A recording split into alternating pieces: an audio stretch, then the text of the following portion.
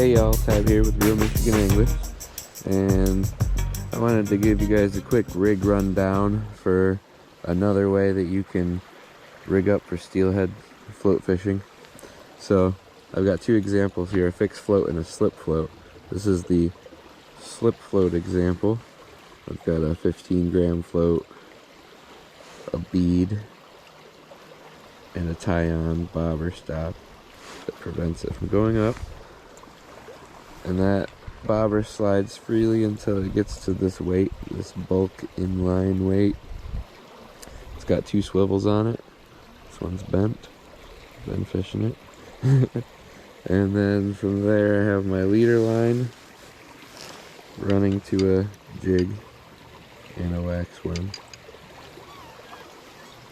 So that's pretty simple. One weight.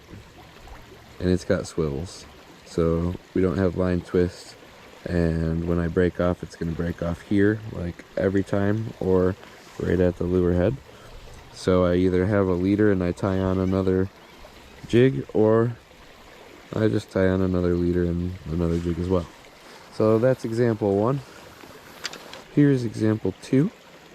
For this one I've got a 14-gram fixed float and a similar setup, but a different brand and a different size. This one's a little bigger than the other one. It's a 3/8 inline, heavy duty.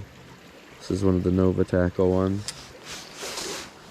And then I run from there down to this swivel where I put one split shot, which just fell off, so I need to add another one on there. And I just crimp that right on top of that swivel so it can't slide. So from this swivel to the inline, I have a 10-pound bumper. And then I can adjust my float up from there. And then below this, I just have a like a 1.5 or so leader. And I'm using a 8mm bead in a big old skein ball bag.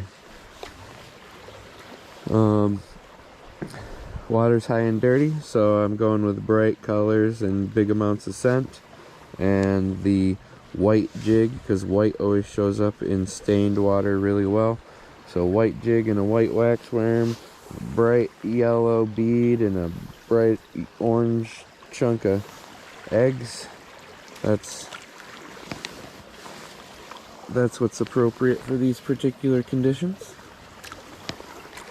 Alright, so I hope that's helpful. The whole idea with the inline is this is a very simple rig to rig, and in both cases if you break off, it's almost always the leader line. I'm using 8-pound leaders on both, 10-pound for my bumper line, and this is 17-pound main line. My other rod has 12-pound main line. So keep it simple, bulk weight. If you're fishing smaller water, you're going to keep that bobber pretty close to the weight a lot of the time, especially with the bumper. I hope you found that helpful and informative.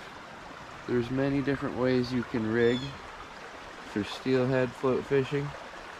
This is just one of those ways. I've talked about several other ways in my previous videos. So check those out and stay tuned for more fishing videos.